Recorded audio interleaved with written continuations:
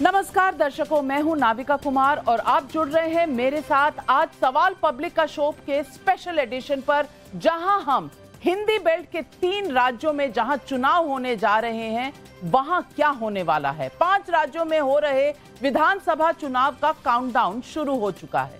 7 नवंबर को वोटिंग का पहला राउंड होगा। मैं आज चुनाव वाले हिंदी बेल्ट के तीनों राज्य का ओपिनियन पोल लेकर आपके सामने आई हूं। जनता के मूड का अनुमान आंकड़ों के जरिए बताने के लिए टाइम्स नाउ नवभारत ने छत्तीसगढ़, राजस्थान और मध्य प्रदेश में ईटीजी रिसर्च के साथ मिलकर मेगा सर्वे किया है। तीनों राज्यों के हर एक विधानसभा क्षेत्र में किए गए इस सर्वे में आपको एक तय पैटर्न नजर आने वाला है। हम जुलाई से आपको चुनावी राज्यों का ये ओपिनियन पोल दिखाते आ रहे हैं। आप आंकड़ों के जरिए देखेंगे कि कैसे चुनावी सीन बन और बिगड़ रहा है। तो सवाल पब्लिक का आज यही है, 3 राज्य किसका राज, यही है आज सवाल पब्लिक का।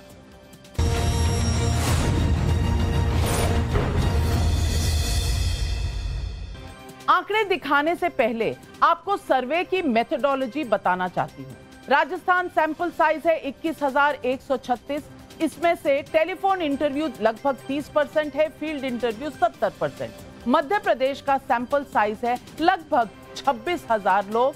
टेलीफोन इंटरव्यू इसमें 60% है, फील्ड इंटरव्यू 40%। छत्तीसगढ़ का सैंपल साइज 18,243 है और इतने लोगों से यहाँ इंटरव्यू हुआ है। 30% टेलीफोन के जरिए और फील्ड के इंटरव्यू लगभग 70%। आज आपको अपने खास मेहमानों से भी मिलवाती चलती हूं। हमारे साथ जुड़ रहे हैं आज सुधांशु त्रिवेदी, सांसद हैं राज्यसभा में बीजेपी के और वरिष्ठ प्रवक्ता भी हैं। तहसीन पूनावाला राजनीतिक विशेषज्ञ हैं, कांग्रेस को सपोर्ट करते हैं। आशुतोष जी वरिष्ठ पत्रकार हैं। अवनीजेश अवस्थी जी राजनीतिक विशेषज्ञ हमारे साथ यहाँ स्टूडियो में हैं। प्रोफेसर यतिंदर सिंह सिसोदिया राजनीतिक विशेषज्ञ, प्रोफेसर हैं, institute of social science Ujjain में हमारे साथ आज जुड़ रहे हैं। तो आइए सबसे पहले नंबर की बारी है तो छत्तीसगढ़ की, और छत्तीसगढ़ के तमाम रीजन्स में क्या नंबर आ रहे हैं ये भी आपको बताते चलें। सबसे पहले आपके स्क्रीन पर आने वाले हैं बस्तर क्षेत्र के नंबर। बस्तर क्षेत्र में बीजेपी के 3 से 5 सीटें आने का अनुमान है। 6 से 10 कांग्रेस को, अदर्स का 0, यानी कि कांग्रेस को बढ़त है। ये वो एरिया है जहां पर नक्सल की प्रॉब्लम बड़ी है और SC/ST की जनगणना यहां पर काफी मजबूत है। तो बस्तर को आपने देखा, कांग्रेस को बढ़त। अब बिलासपुर में चलते हैं। बिलासपुर क्षेत्र में बीजेपी 11 से 13, 8 से 10 सीटें कांग्रेस को, यानी कि बीजेपी को हल्की सी एज है। बिलासपुर क्षेत्र में 2 से 4 अन्य पार्टियों को भी मिलने की उम्मीद है, लेकिन कांग्रेस को 8 से 10। तो बिलासपुर क्षेत्र में बीजेपी की स्थिति थोड़ी मजबूत है कांग्रेस के मुकाबले। इसके बाद अगर हम चलें तो दुर्ग क्षेत्र में 4 से 6 सीटें बीजेपी को मिलने का अनुमान है, लेकिन कांग्रेस को भारी बढ़त। 13 से 17 सीटें कांग्रेस को और अन्य को 0। तो यानी कि अगर आप बीजेपी के 4 से 6 देखें, 13 से 17 देखें कांग्रेस के, तो कांग्रेस यहां अपनी लीड बना रही है, जो पहले बस्तर में बनाई थी, दुर्ग में भी बना रही है। रायपुर क्षेत्र को भी देखते हैं ध्यान से। रायपुर क्षेत्र में 7 से 9 सीटें बीजेपी की, 10 से 12 सीटें कांग्रेस की, अन्य को 0 से 2। तो यानी यहां पर भी जो कांग्रेस है वो अपनी बढ़त बना रही है, मजबूत कर रही है रायपुर क्षेत्र में। और रायपुर क्षेत्र से सीधा हम सरगुजा क्षेत्र में जाते हैं और यहाँ किसको कितनी सीटें मिल रही हैं। और यहाँ कांग्रेस बाजी मार रही है। 11 से 13 सीटें कांग्रेस को, बीजेपी को सिर्फ 1 से 3। यहाँ कांग्रेस बाजी मारती हुई नजर आ रही है। तो यानी कि ओवरऑल नंबर अगर आप देखें तो कांग्रेस अपनी बढ़त मेंटेन कर रही है। बीजेपी को 27 से 35 सीटें मिलने की उम्मीद है और कांग्रेस को इस सर्वे के मुताबिक, ईटीजी रिसर्च के सर्वे के मुताबिक 51 से 59 सीटें मिलने का अनुमान है और अन्य पार्टियों को 2 से 6, यानी कि यानी कि बीजेपी पिछड़ रही है, कांग्रेस के हाथ में मजबूती से छत्तीसगढ़ आता हुआ। और वोट शेयर देखें तो बीजेपी 40% से नीचे और 42% से ऊपर जा रही, कांग्रेस लगभग 3% का दोनों का जो आंकड़ा है। और 2018 में बीजेपी 15 पे रुक गई थी, अब 27 से 35। सिचुएशन थोड़ी सी बदली है, लेकिन अगर सरकार बनाने की स्थिति में कांग्रेस पिछली बार 68 सीटों पे थी, तो इस बार 51 से 59 सीटों पर है। 90 सीटों का ये पूरा राज्य है, तो यानी कांग्रेस सरकार बनाने की स्थिति में नजर आ रही है। वोट शेयर का भी कंपैरिजन आपके सामने है। तो सुधांशु त्रिवेदी जी, बीजेपी के लिए कहीं ना कहीं थोड़ा सा खराब खबर से शुरू हो रही है आज का सर्वे, और छत्तीसगढ़ में बीजेपी नजर नहीं आ रही, कोई चेहरा नहीं। और ये जो बीजेपी का पूरा अनुमान है कि किसी चेहरे को प्रोजेक्ट ना किया जाए, तीनों राज्यों में आपने ऐसा ही किया, मध्य प्रदेश, राजस्थान, छत्तीसगढ़ में, क्या कहीं इसका खामियाजा तो नहीं है? नहीं, देखिए, जब हमने पहली बार छत्तीसगढ़ में सरकार बनाई थी 2003 में, तब भी हमने किसी को प्रोजेक्ट नहीं किया था। जहां तक इस चुनावी सर्वेक्षण की बात है, तो मैं ये कहना चाहूंगा कि अगर आप 2018 को भी देखें तो इन तीनों राज्यों के चुनावों में प्रारंभिक स्थिति क्या थी? उस समय हम सबसे बेहतर स्थिति में छत्तीसगढ़ में माने जा रहे थे, जबकि चुनाव परिणाम आया तो हम बुरी तरीके से हारे थे। ये माना जा रहा था कि हम मध्य प्रदेश जीत रहे हैं, परंतु मध्य प्रदेश में बहुत ही मार्जिन के ऊपर कांग्रेस 4-5 सीटों से जीत गई थी। राजस्थान माना गया था कि हम बैडली हार रहे हैं, हम 25-30 सीटों से अधिक, हम 77 पे आए थे और कांग्रेस बहुमत नहीं पा पाई, वो 97 पे रह गई थी। इसलिए मैं कहना चाहता हूं कि अभी पर्याप्त समय विद्यमान है। छत्तीसगढ़ में 2 चरणों में चुनाव है, तो मानी बात है, अभी जो फोकस होगा वो पहले चरण के ऊपर अधिक होगा। अगर आपके सर्वेक्षण को यह माने तो जैसा अभी कुछ महीने पहले माना जाता था कि भारतीय जनता पार्टी की छत्तीसगढ़ में स्थिति बहुत खराब है, अगर आपके सर्वेक्षण को माने तो केवल 3% वोट का अंतर है। और सामान्यतः जो स्टैटिस्टिकल माना जाता है स्टैंडर्डाइजेशन, उसमें स्टैंडर्ड मार्जिन ऑफ एरर 3% माना जाता है। तो यदि हम ये माने कि ये 3% मार्जिन ऑफ एरर हमारे विरोध में जाता है तो स्थिति हमारी और खराब होती। पर ये माने 3% स्टैंडर्ड मार्जिन ऑफ एरर हमारे पक्ष में आता है, या 2 और 1 का भी चेंज आता है, तो फिर ये मामला बहुत नजदीकी हो जाएगा। हमारा मानना है कि जो हम चुनाव की तरफ बढ़ रहे हैं, क्योंकि अभी 1 सप्ताह बाकी है पहले चरण के चुनाव में और 15 दिन का समय दूसरे चरण के चुनाव में, त्यों मोमेंटम भारतीय जनता पार्टी के पक्ष में बढ़ रहा है और चुनाव का परिणाम आते आते भारतीय जनता पार्टी विजय दर्ज करने में सफल होगी। तहसीन पूनावाला, क्या भारतीय जनता पार्टी कैचअप कर सकती है कांग्रेस से? क्या ये जो सर्वे के नतीजे दिखा रहे हैं भूपेश बघेल की पकड़ पार्टी पर और राज्य पर कितनी दुरुस्त है? और जो अंदरूनी कलह था टीएस सिंहदेव और भूपेश बघेल के बीच में, क्या कांग्रेस पार्टी चुनाव से पहले इसको ठीक कर पाई है? इसी का नतीजा है कि आज एडवांटेज कांग्रेस है। थैंक यू नाविका जी, और नमस्कार, और थैंक यू, मैं आपकी शो में दोबारा से शिरकत कर रहा हूं।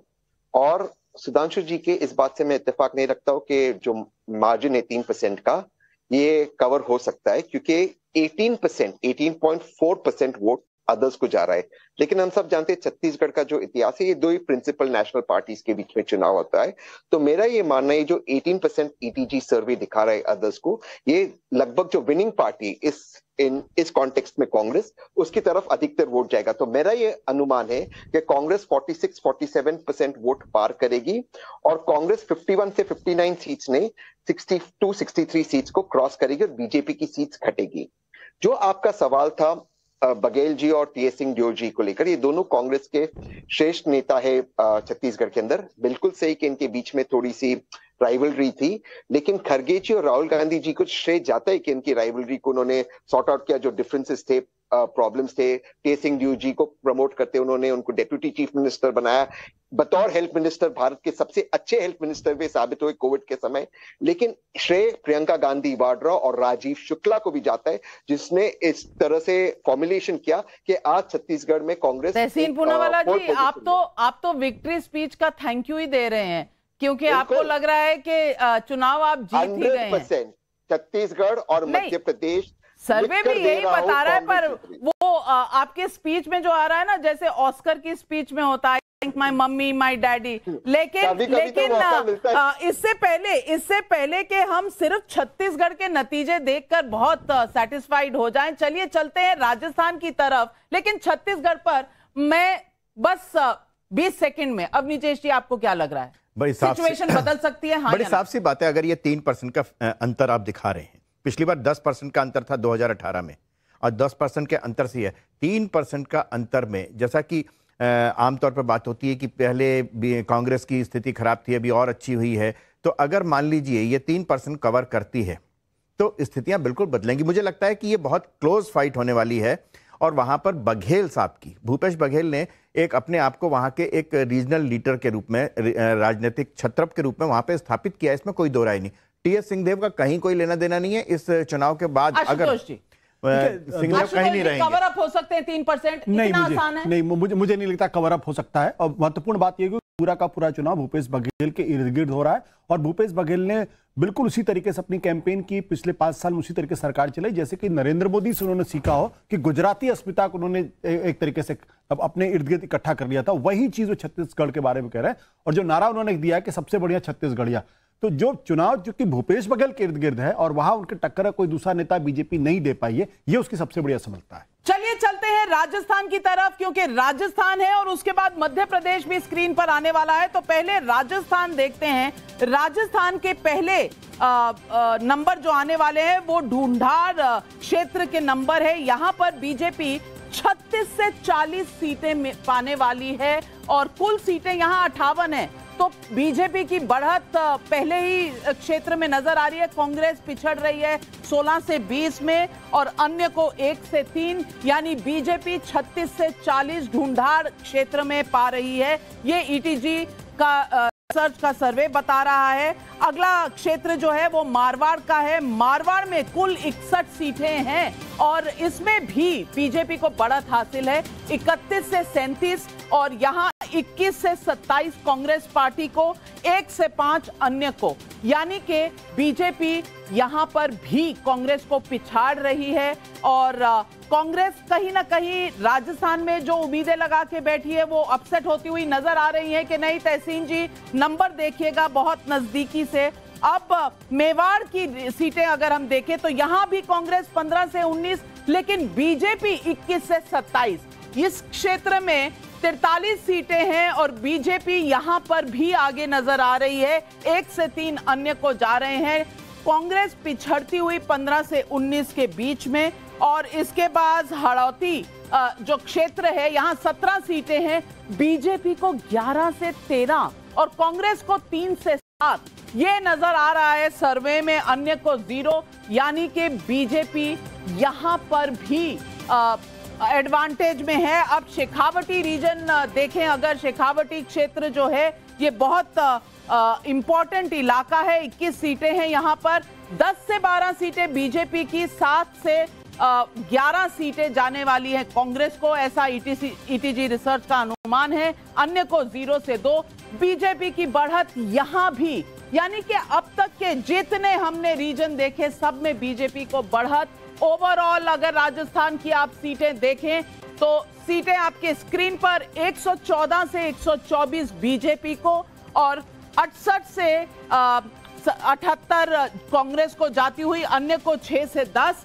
तो बीजेपी बहुत कंफर्टेबली राजस्थान में सरकार बनाने वाली है। वोट परसेंटेज अगर देखें, बीजेपी लगभग 44% और 42% पे कांग्रेस, यानी कि 2% का लगभग फर्क है, और 14% अन्य को जाता है। और अगर इसे कंपेयर करें हम 2018 से, तो ये नंबर आपके स्क्रीन पर 73 पे बीजेपी थी, अब ये 114 और 124 के बीच में। जुलाई में, सितंबर में थोड़ा सा पिछड़ी थी बीजेपी, लेकिन रिकवर किया है 114 से 124 वापस, जो आज का सर्वे बता रहा है। और कांग्रेस जिसने सितंबर में थोड़ा रिकवर किया था, अब फिर पिछड़ती हुई नजर आ रही। ये पूरा ग्राफ बता रहा है आपको कि कांग्रेस थोड़ा सा उठी थी, लेकिन फिर जो राजस्थान में हर बार होता है, एक सरकार आती है दूसरी जाती है, वही लगभग नजर आ रहा है। सुधांशु त्रिवेदी जी, कांग्रेस जो है बार बार कह रही थी कि इस बार तीनों हिंदी हार्टलैंड स्टेट जीतेगी, तो कहीं ना कहीं राजस्थान में तो ब्रेक लगती हुई नजर आ रही है। सुधांशु जी,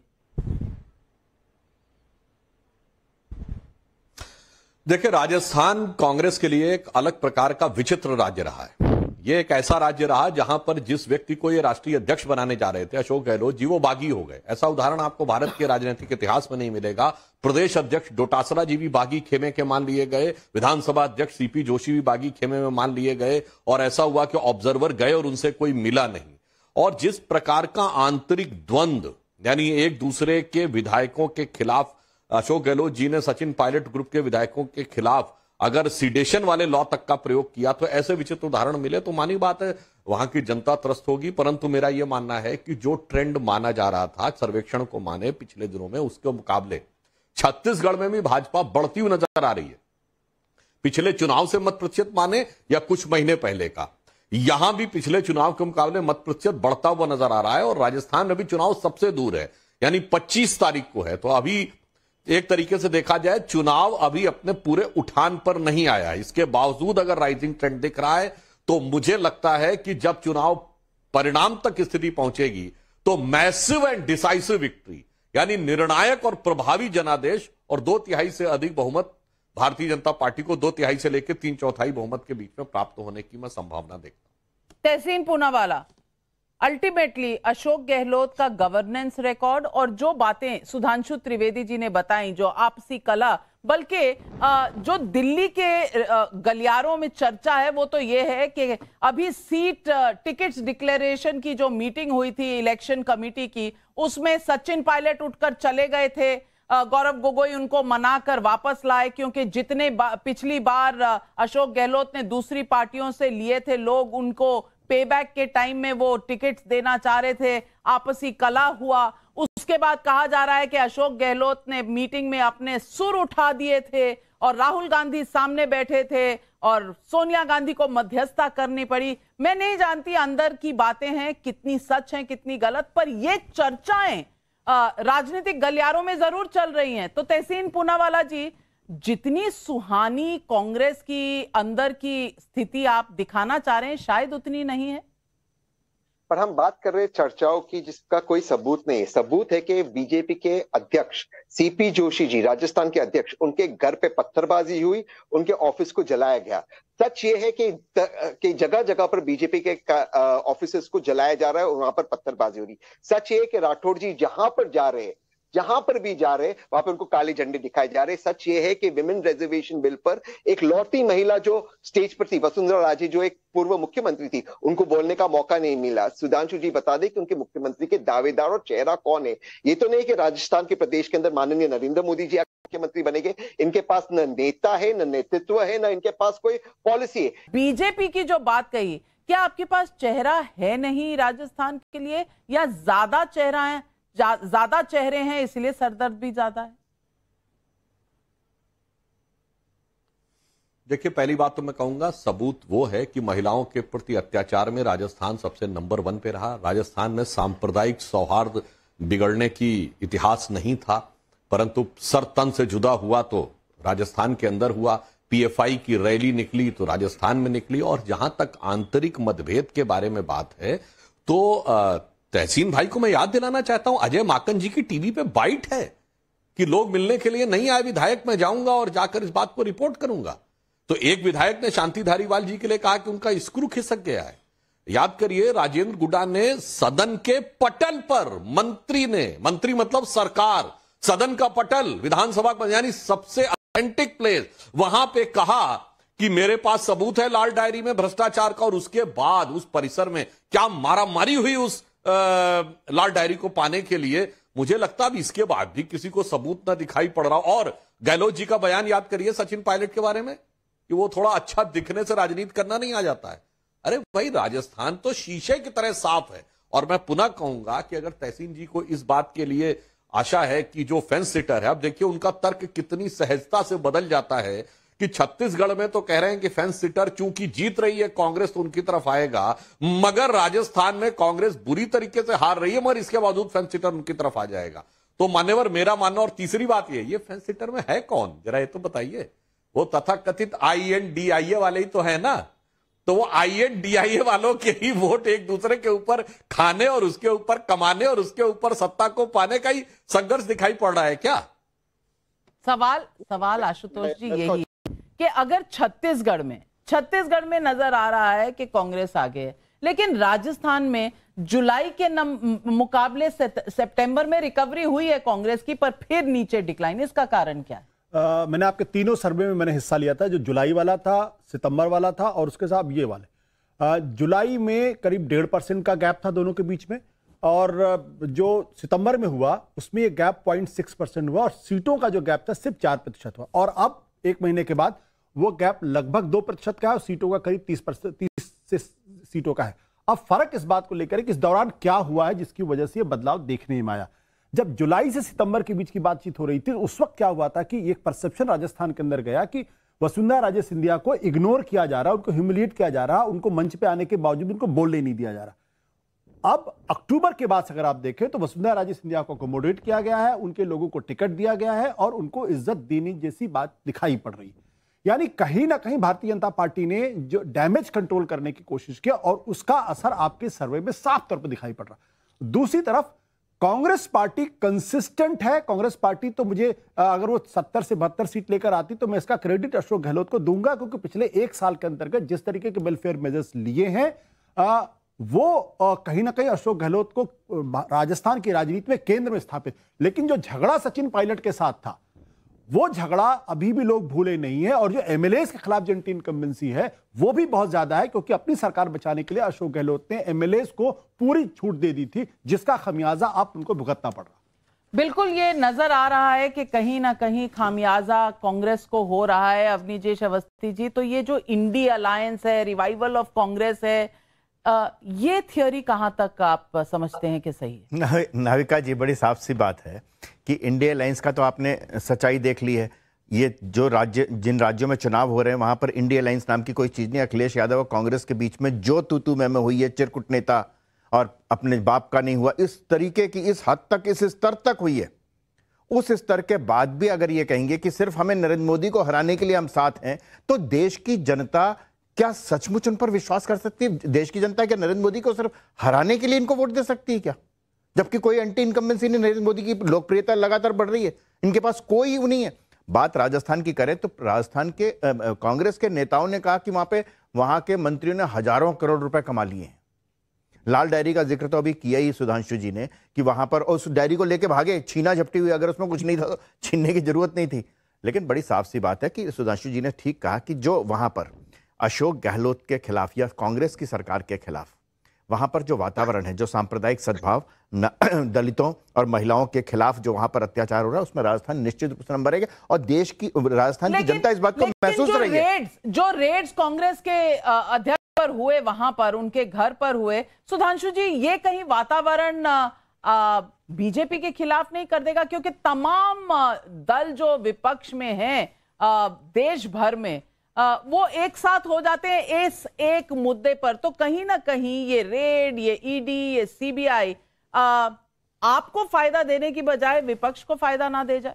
देखिए, वो भ्रष्टाचार के मामलों की जांच और राजनीति का आपस में कोई संबंध नहीं है। जहां तक आपने बहुत सही बात कही नाविका जी, ये तमाम दल, ये तो तमाम दल वो हैं जो मैं बार बार कह चुका हूं और एक बार फिर रिपीट कर रहा हूं। कोई ऐसा दल बता दीजिए, आम आदमी पार्टी को छोड़ के, क्योंकि वो तो बनी ही 2013 में थी, कि 2014 से पहले जिसके किसी भी नेता को कभी भी भ्रष्टाचार के आरोप में जांच एजेंसियों के और कोर्ट कचहरी के चक्कर न काटने पड़े। जो लोग 30-30 साल से, 25-25 साल से जांच एजेंसियों के चक्कर काट रहे हैं। लालू प्रसाद यादव जी 97 में जेल चले गए। कांग्रेस के नरसिम्हा राव के जमाने, मनमोहन सिंह की बात है, नरसिम्हा राव के जमाने में प्रधानमंत्री से पद से हटने के बाद उन्हें कचहरी में खड़े होने पड़ा, और 2014 के बाद जी हमारे ऊपर भ्रष्टाचार का आरोप लग रहा, और वो भी गलत है।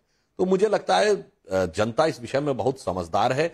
हाँ, एक बात मैं और कह दूं कि जो आपने सर्वे में कहा ना, जुलाई से सितंबर के बीच में कांग्रेस इंप्रूव की, शायद उसका एक कारण यह भी रहा हो कि मौसम की मार की वजह से उस समय सब्जियों के दामों में एक भारी समस्या उत्पन्न हुई थी।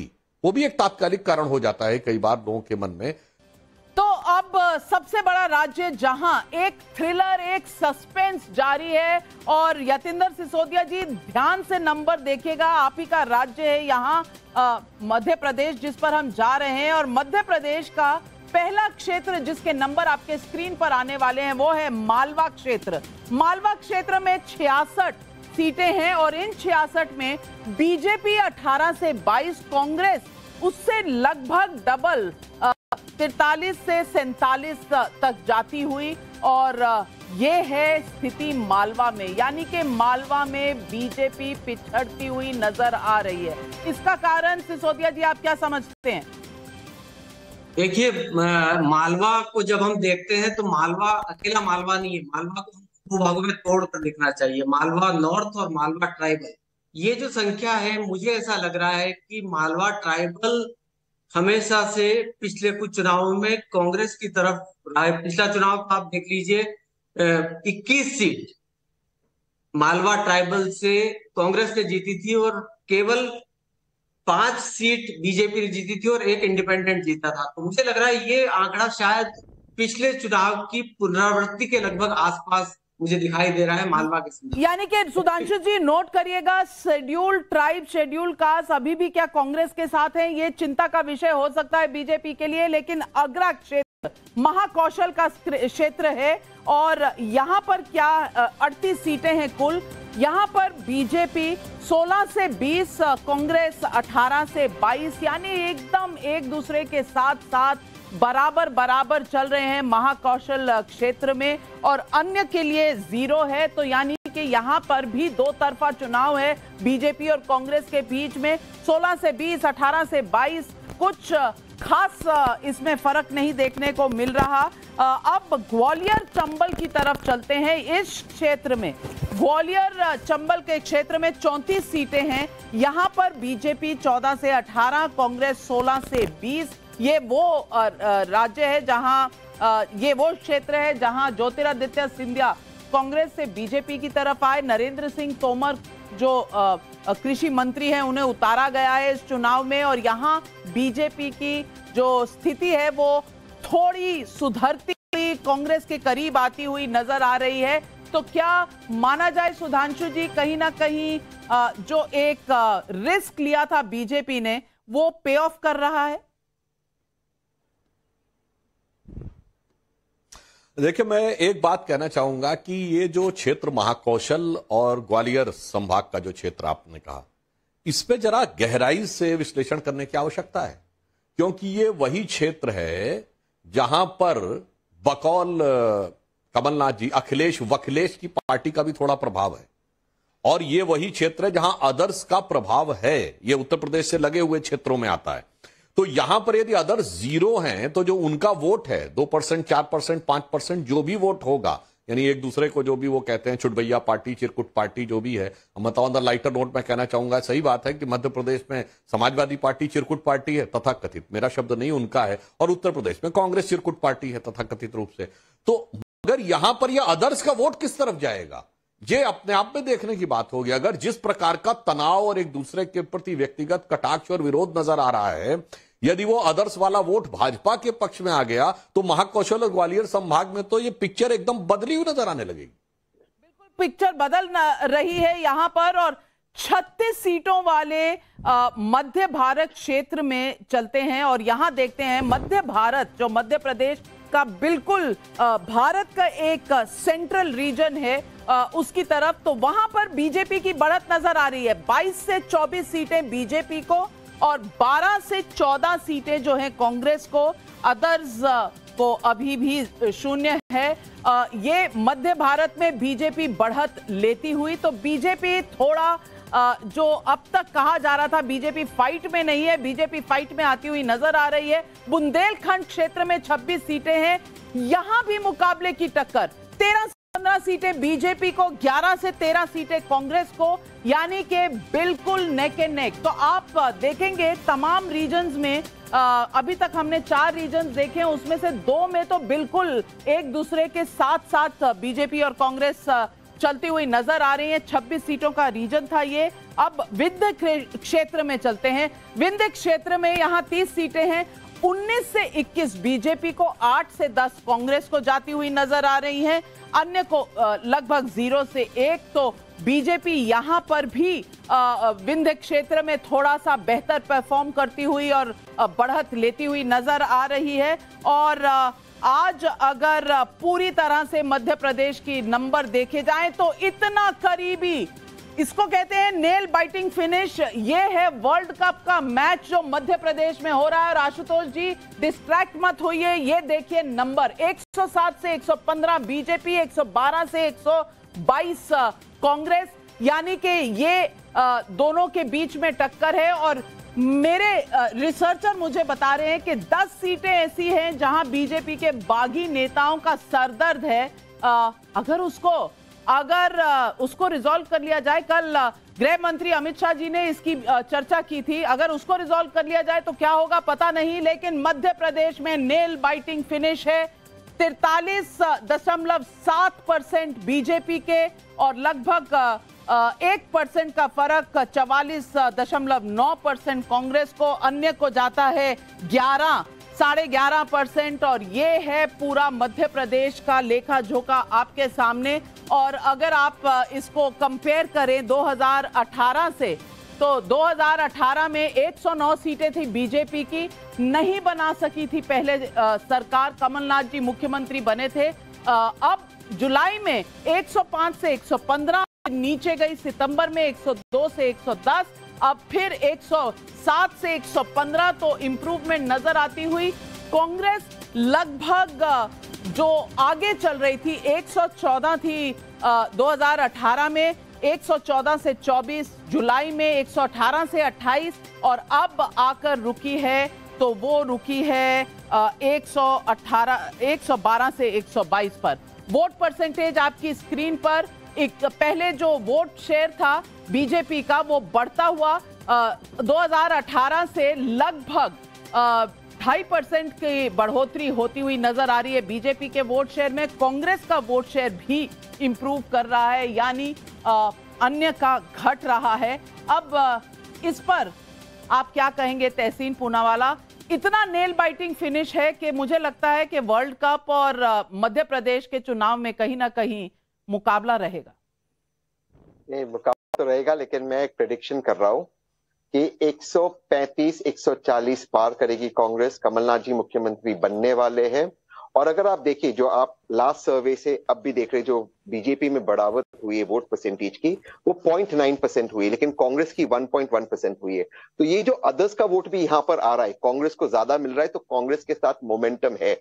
आप अगर देख लिए मालवा रीजन, जहां पर उज्जैन आता है, सारा भ्रष्टाचार बीजेपी का वहां से शुरू होता है। ग्वालियर, जहां पर उन्होंने सरकार तोड़ने का काम किया, वहां पर भी उनको कोई फायदा नहीं हो रहा है। इनके भाजपा के अंदर रिबेलियन है, सारे रिबेल्स खड़े हो चुके हैं। कांग्रेस यूनाइटेड लड़ रही है पूरी तरह से, एक कमलनाथ जी और प्रियंका गांधी और राहुल गांधी और खड़गे जी की लीडरशिप में लड़ रही है, और कमलनाथ जी बतौर मुख्यमंत्री शपथ लेंगे। ये मैं आपके शो पे प्रेडिक्शन कर रहा हूं और आपको लिख कर दे रहा हूं। आप तो लिख के हर राज्य के बारे में दे रहे हैं। आप तो तेलंगाना भी जीत रहे हैं, आप तेलंगाना भी जीत कांग्रेस। हाँ, बिल्कुल वही तो मैं कह रही हूँ। मिजोरम भी ले ही लीजिए, चार ही क्यों ले रहे हैं आप, 5वां राज्य भी ले लीजिए, क्योंकि कांग्रेस तो सभी कुछ जीत रही है। कांग्रेस कभी हारी ही नहीं जीवन भर। तो आशुतोष जी जो कहते हैं ना कि अपनी जगह पर है जो इनकी जो उम्मीद है, लेकिन मध्य प्रदेश में जिस तरह की नेक एंड नेक सिचुएशन है, क्या आपको लगता है कि बीजेपी ने अपने केंद्रीय मंत्री उतारने के बाद सिचुएशन पर थोड़ा सा काबू पाया है और अब पूरी फाइट में है? नहीं, बिल्कुल नहीं। अगर मैं आपके जो सर्वे है, अगर उस सर्वे में जो परसेंटेज ऑफ वोट्स को अगर आप देखें, तो बीजेपी भी अपना वोट परसेंटेज इंप्रूव कर रही है और कांग्रेस भी अपना वोट परसेंटेज इंप्रूव कर रही है।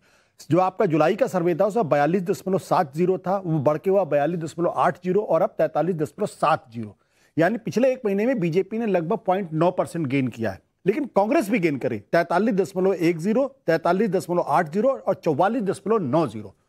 अब आज की तारीख में बीजेपी कांग्रेस के बीच का जो वोट परसेंटेज का गैप है, वो कांग्रेस कंसिस्टेंटली इंप्रूव कर रही है। यानी अगर जुलाई के महीने में अगर 0.6% का से आगे थी कांग्रेस पार्टी, तो आपके पिछले महीने में जब हुआ था तो 1% से आगे थी, आज वो 1.20। इसका मतलब ये कि बीजेपी कोशिश कर रही है लेकिन कांग्रेस के बराबर आने में उसको दिक्कत पैदा हो। इसका मतलब ये भी है कि नरेंद्र सिंह तोमर जैसे लोगों को उतारने का भी कोई बहुत ज्यादा फायदा नहीं हो रहा। और ये जब पोलिंग के समय अगर एक पार्टी के पक्ष में अगर मोमेंटम बनता हुआ दिखाई पड़ता है तो जो अंडरडॉग होती है या जो पीछे होती है उसके लिए अपने को रिकवर करना मुश्किल होता।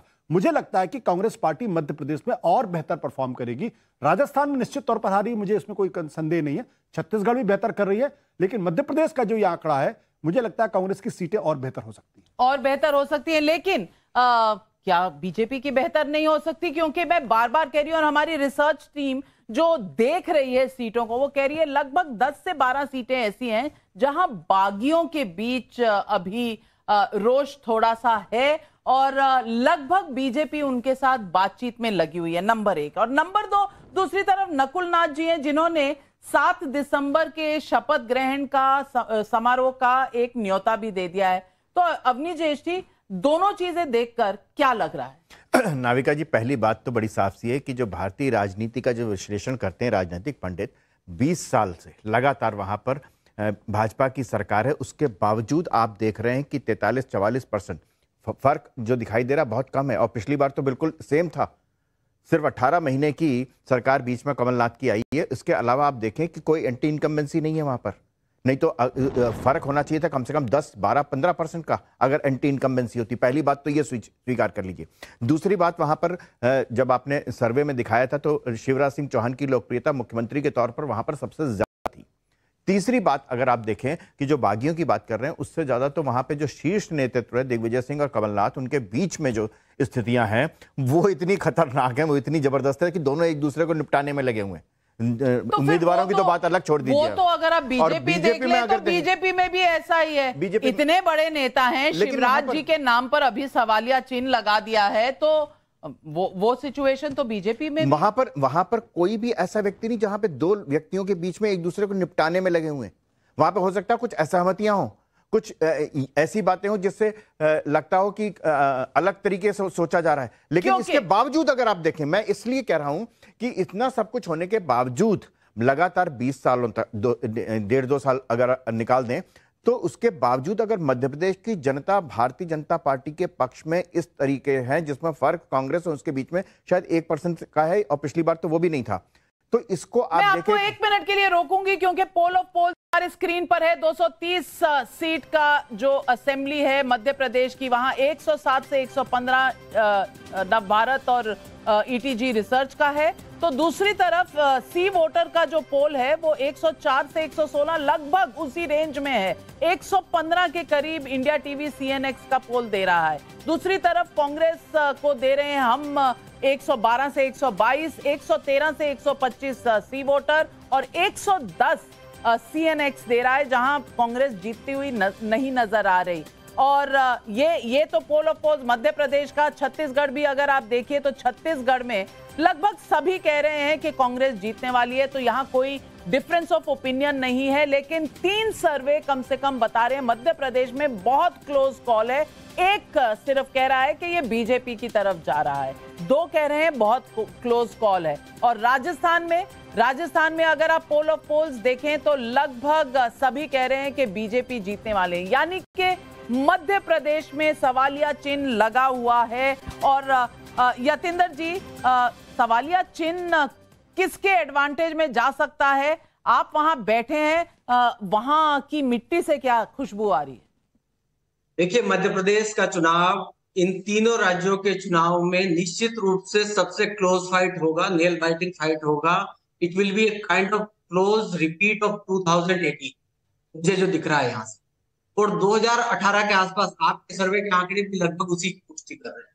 इसमें एक चीज जिसकी बात आपने कही है, मुझे लगता है इसमें मैं जोड़ना चाहता हूँ, अन्य के लिए हमने लगभग बहुत सिकोड़ दिया है इसको, और वो थोड़ा सा बढ़ेगा क्योंकि दोनों बड़ी राजनीतिक पार्टियों से पूर्व विधायकों ने अपने पार्टी के टिकट न मिलने के कारण जो बागी के रूप में वो बसपा से या आप से या इंडिपेंडेंट के रूप में खड़े हुए हैं, वो कई लोगों की जीत वो किस तरफ जाने, आपको क्या लग रहा है किस तरफ जाएंगे? देखिए ये मामला बहुत क्लोज रहने वाला है और ये लड़ाई वही 1 से 1.5% वोट का अंतर रहेगा। सीटों का अंतर भी 10 से ज्यादा नहीं होने वाला है दोनों बड़ी राजनीतिक दलों के बीच। सुधांशु त्रिवेदी जी बहुत क्लोज है। बागियों को कौन कंट्रोल करेगा, वो किस तरफ जाएंगे, सारा मुद्दा इसी पर टिका हुआ है मध्य प्रदेश के चुनाव का। अब ये वर्ल्ड कप मध्य प्रदेश में कौन जीतेगा? अब जहां तक बागियों की बात है तो मैं एक सिर्फ बात करना चाहूंगा, भाजपा और कांग्रेस के कॉन्फ़िगरेशन में एक बेसिक अंतर है। Congress fundamentally leader based party, हम फंडामेंटली काडर बेस्ड पार्टी है, इसलिए हमारे यहां भी कोई बागी नुकसान पहुंचा सकता, पर नुकसान पहुंचाने की उसकी कैपेबिलिटी लिमिटेड होती है। कांग्रेस में इनॉर्मस होती है, इसलिए कई बड़े बड़े नेता कई प्रदेशों में कांग्रेस छोड़े तो कांग्रेस को निपटा दिए।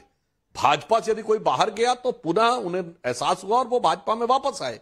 इसलिए जो बागियों वाला विषय है, अगर ये फैक्टर माना जाए तो वो आगे जाकर कांग्रेस के लिए ज्यादा बड़ी चुनौती बन सकता। दूसरा, अभी वह चुनाव 15 दिन बाद है, तो अब जो जो मोमेंटम आगे बढ़ेगा, तो अगर आप देखें तो संगठनात्मक सक्रियता, व्यवस्था और नेतृत्व की लोकप्रियता, यानी शीर्ष नेतृत्व की बात कह रहा हूं, जब एक्टिविटी आगे बढ़ेगी तो मोमेंटम बीजेपी की तरफ जाने की संभावना अधिक है। और बीच में कांग्रेस वाले कुछ ना कुछ बयान देते रहेंगे, जैसे उनके मीडिया सेल के चीफ का एक आपत्तिजनक बयान जाति को लेकर चल रहा है, तो जाके वो लोग चुनाव आयोग में शिकायत कर दिए कि राम मंदिर के बारे में बीजेपी राम मंदिर का प्रयोग क्यों कर रही है, जिसके के बारे में अब शायद उन्हें रियलाइज हो रहा है कि उन्हें राम मंदिर के मुद्दे पे नहीं आना चाहिए था, या जो भी था। यह भी 2 दिन पुरानी बात है। क्योंकि सॉफ्ट हिंदुत्व तो छत्तीसगढ़ में भी मध्य प्रदेश में भी इस्तेमाल हो रहा है, और बीजेपी जिस खेल में इतनी आगे है, वहां कांग्रेस क्या कैचअप कर रही है, या कांग्रेस अनुमान लगा रही है कि राम अब सबके हैं, सिर्फ बीजेपी के नहीं? ये तमाम मुद्दे अगले 2 हफ्तों में कहां जाने वाले हैं? तहसीन पूनावाला जी, आप ऊपर से तो बहुत मुस्कुरा रहे हैं, लेकिन कहीं अंदर से आपके दिमाग में कश्मकश तो नहीं जारी है। लेकिन ये कश्मकश जारी रहेगी। हम एक और सर्वे लेकर आएंगे चुनाव से पहले और इलेक्शन कमीशन की पाबंदियों से पहले, देखने के लिए कि कौन लेकर जा रहा है बागियों को अपनी तरफ। यही, और कौन कब जीतेगा, कौन कितने सीटों से जीतेगा, ये सब कुछ अगले सर्वे में। इस वक्त हमारे साथ जुड़ने के लिए तहसीन पूनावाला, यतिंदर सिसोदिया, सुधांशु त्रिवेदी जी, बहुत बहुत धन्यवाद। और मेरे साथ स्टूडियो में मेरे दोनों मित्र आशुतोष जी और अवनीजेश अवस्थी जी, आपका भी बहुत बहुत धन्यवाद। एक और सर्वे बाकी है, चाहूंगी हम सब उस सर्वे में भी साथ रहें। दर्शकों, आपको भी बहुत धन्यवाद साथ देने के लिए, क्योंकि इलेक्शन न्यूज़ हेडक्वार्टर्स यही है। नमस्कार।